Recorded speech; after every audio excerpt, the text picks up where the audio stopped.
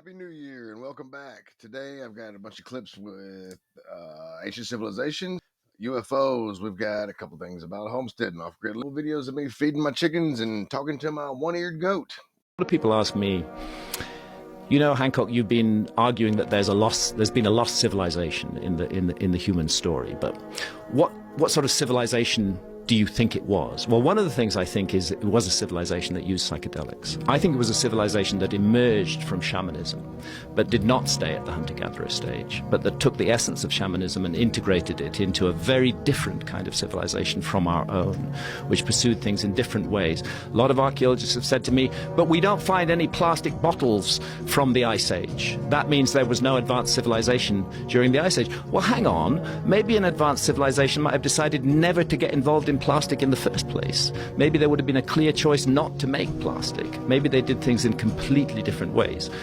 Maybe they cultivated powers of the human mind that we dismiss and regard as completely unimportant. Woo-woo. Yeah, this is the thoughts about Egypt, correct? It's about Egypt, yeah. and about other things. I mean, the specific example I give is above the King's Chamber in the Great Pyramid are 5 further chambers. And these chambers are roofed and floored with granite beams that weigh about 70 tons each. And there are hundreds of them. And these 70-ton granite beams, which to put in context, a 70-ton beam is equivalent in weight to 35 large SUVs. These 70-ton granite beams have been elevated to a height of more than 350 feet above the ground and carefully and precisely placed in position. It is very hard for archaeologists to explain how that was done using purely leverage and mechanical advantage. You can say, oh, perhaps they built a ramp and hauled the stones up the ramp. But then you have to confront basic laws of physics. You can't haul a stone weighing tens of tons up a slope that exceeds 10 degrees. I really respect Graham Hancock and the work that he's doing. He's got a lot of great points and talking points when it comes to ancient civilizations, and his theories make a lot of sense. Mainstream archaeology likes anything that goes against what they've discovered already or what the facts that they think are true, and want to run a Hancock through the dirt and call him a pseudoscientist and all this crap. But I think there's really a lot to what he's saying, and the psychedelic part's pretty cool too. And seriously though, things like psilocybin and DMT, I really think are a key to help unlock wisdoms that we knew tens of thousands and thousands of years ago that we're just now starting to understand again, in the most recent times. And I agree with a lot of the things he said.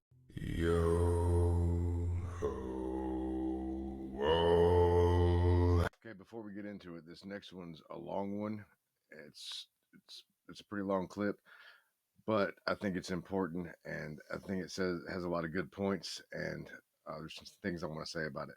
And before I hit play, yes, it kind of is another lizard person one. What the fuck's a lizard person? It's entirely possible that a race as advanced as human beings lived millions of years before us, and we would have no idea.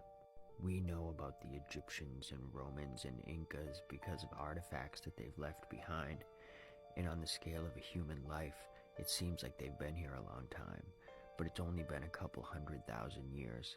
On a geological time scale, these things would get ground to dust.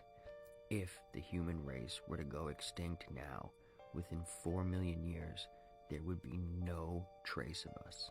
Humans tend to see ourselves as the pinnacle of evolution, the end point of intelligence, but that's not necessarily true at all. Intelligence has evolved many different times, in many different ways. The oldest fossils on Earth are 3.4 billion years old, nearly as old as the planet itself, and the oldest animal fossils on Earth are over 900 million years old. So you would imagine that we would be able to find fossil record of a race as intelligent as us, but that's not necessarily true either. Fossils are actually incredibly rare. In order for a fossil to form, It has to be buried in the earth with no oxygen soon after the organism perishes. Entire environments of the earth are not conducive to fossils at all. We find very few in mountain regions or jungle regions. Mountains because of erosion, jungles because of scavengers tilling the earth. In fact, around 99% of all fossils ever discovered are of marine animals because the ocean is good at making fossils. Only 0.1% of all of the species that lived on Earth have been fossilized. The other 99.9%, which represents billions of species, have been lost forever. But if aliens were to settle the Earth 5 million years from now, they would most likely see our technological impact on the Earth, the impact of our industrial civilization, climate change. Our era, what we call the Anthropocene, would be marked by a global rise in temperature, a global rise in carbon levels, oxygen in the oceans falling, and a possible sixth extinction event in our planet's history. So if there was a race as intelligent as us and industrious as us in the past, why don't we see this technological effect on the environment? We do. About 55 million years ago, in what we call the Paleocene-Eocene era, all of these things happened. Carbon levels rose, global temps rose, oxygen in the oceans fell, all of it. And we don't know why. We think it was a release of carbon either through massive volcanic activity, a comet impact, or methane from the oceans being released. But all we can be sure of is that these environmental effects were caused by a massive release of carbon into the atmosphere at that time. Scientists have found that there have been enough fossil fuels on Earth to power an industrial civilization such as ours since about 350 million years ago. Scientists are also pretty sure that there was not an advanced race of lizard people who lived 55 million years ago, but you cannot prove that there wasn't. And if we discovered them tomorrow, it wouldn't be the first time we discovered an entire, massive, dominant race of animals right under our noses.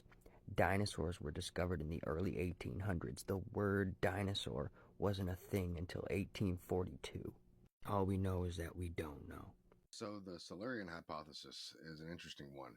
And yeah, it talks about lizard people and whatever. What the fuck's a lizard? But the point that it makes is we don't know. We really don't know. The smartest archaeologists, scientists on the planet really don't know anything about that long ago, to what the knowledge that they actually have about the ancient planet. Real quick, before we move on, shall we go feed my chickens and the one-eared goat?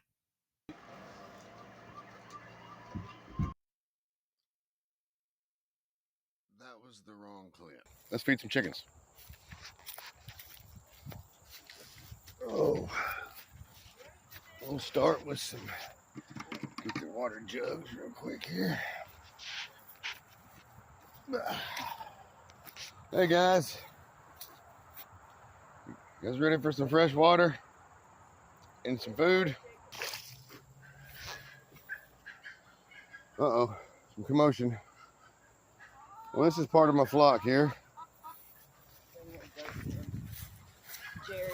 And there's a couple more of the chickens in there. We used to have, we had 6 goats at one time back here, but it became a little too much.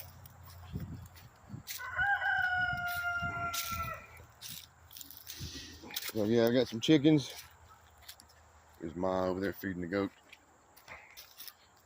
There's Jethro, our one-eared goat.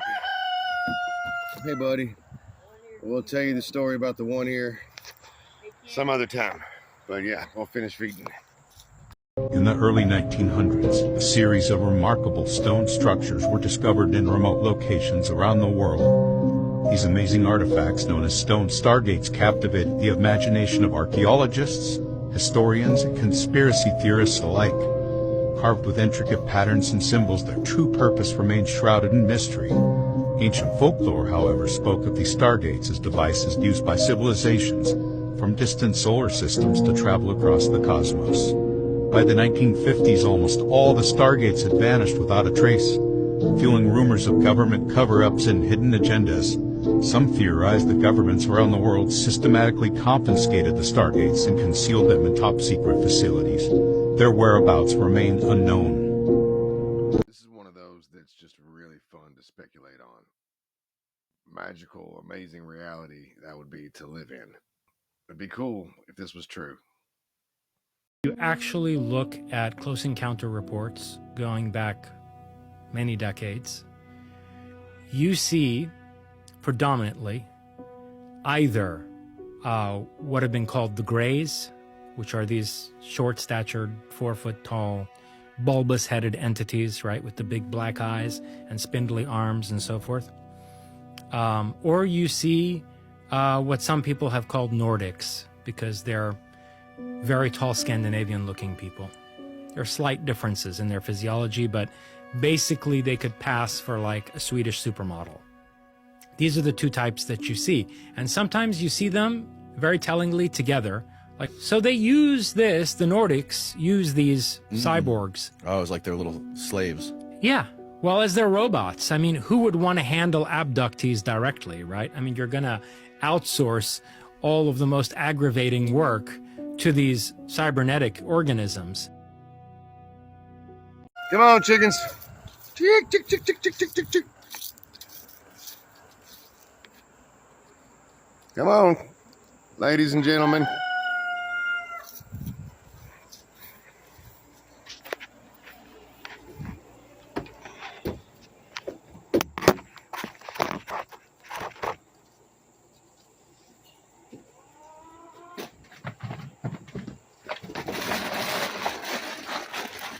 You see, he'll get off the porch. Come on, guys.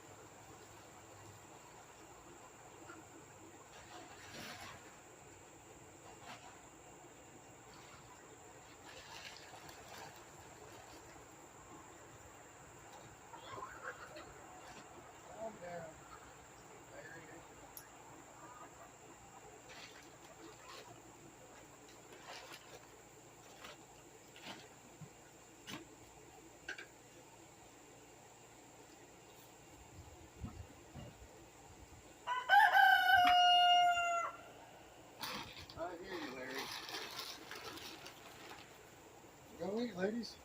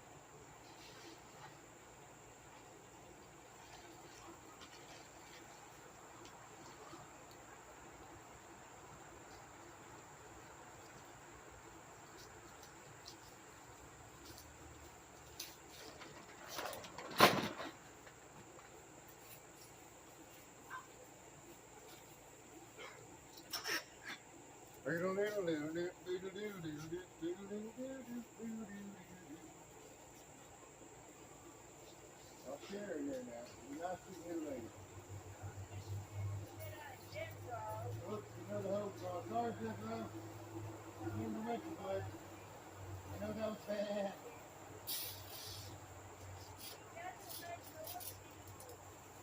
It does.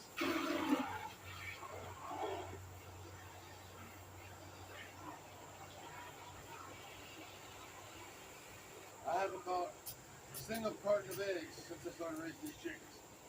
Everybody knows how expensive all groceries are, including eggs, right now.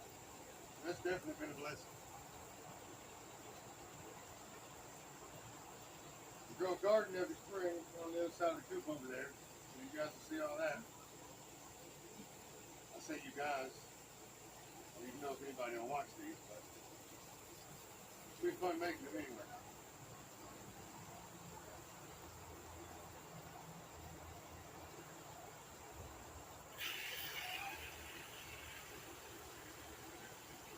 Get this water done right here, and we'll go get right back to the UFO videos we were watching.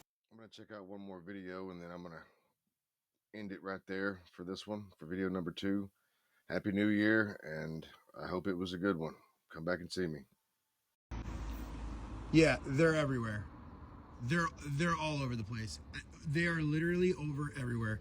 There are so many hovering right now over Lake Ray Hubbard. I swear, look at this. They're everywhere. They're everywhere. Those are not stars. Those are not stars. I've seen these drones moving now for a while. Look at that. Look at that. What the heck is going on?